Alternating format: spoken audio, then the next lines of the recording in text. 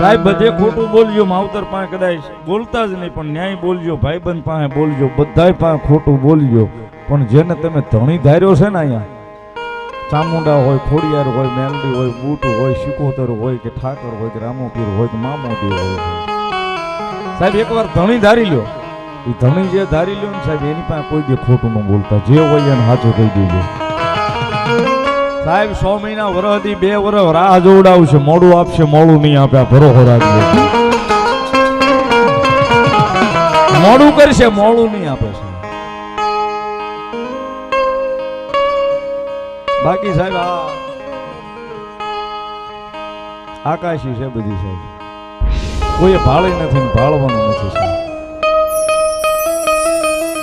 પણ કઈક સાહેબ ન્યાય બેલેન્સ પીડ્યું છે ને તો વાત થાય, નકર નહીં થાય સાહેબ. આપણા વડીલો આ બધા સાંભળ્યું જ હશે ને, મારે હું કઈ કહું એમાં કઈ ઓલી વાત નથી, પણ આપણા વડીલો જે રાહ જોઈને ગયા છે ને, મોઢે નિવેદ હોય ને, ખોળો પાથરીને માતાજીને કે મારી આ બાઈને શરીમત નથી આવતું, ફલાણું રાતે કામ, માતાજીનો ભૂવો ધૂણતો એમ કહી દે ને કે ખમા જાવ, ખમા ખમા લઈને ઊભા થઈ જતા. એટલું એમ ન પૂછતા કેટલા દી થાય એમ. જોઉં છું એ કહું છું સાહેબ, હજારો માણસની મેદનીમાં રોજ હરેક કામ ફરું છું, જોઉં છું એ કહું છું.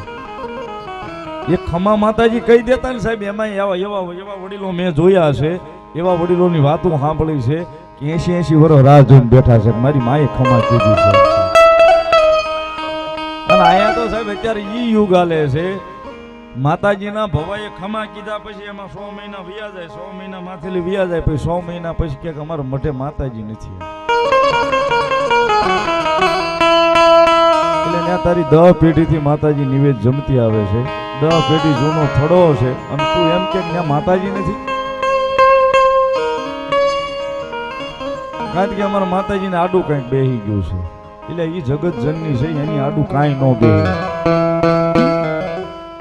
આ મીઠી ટકોર છે સાહેબ, આ કહેવાની હોય જ નહીં યાર, પણ મીઠી ટકોર કરું છું સાહેબ.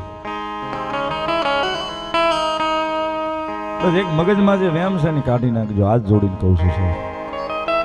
ત્યાં આપણી માં જ બેઠી છે, આપણા વડવાઈ પૂંજી છે, એના વડવાઈ પૂંજી છે, એના વડવાએ પૂંજી છે, મારી પૂંજવાની છે ને આપણી પ્રજાની એને પૂંજવાની છે. 100 મહિના મોડું કરે તો બીજે જોવડાવવા જઈને સપટી નાખીને કે ન્યા આમ છે ઓલું છે, તો આપણી 10 પેઢી 15 પેઢી 20 પેઢીથી મળશે સાહેબ, ને માતા ખોટી થઈ જાય.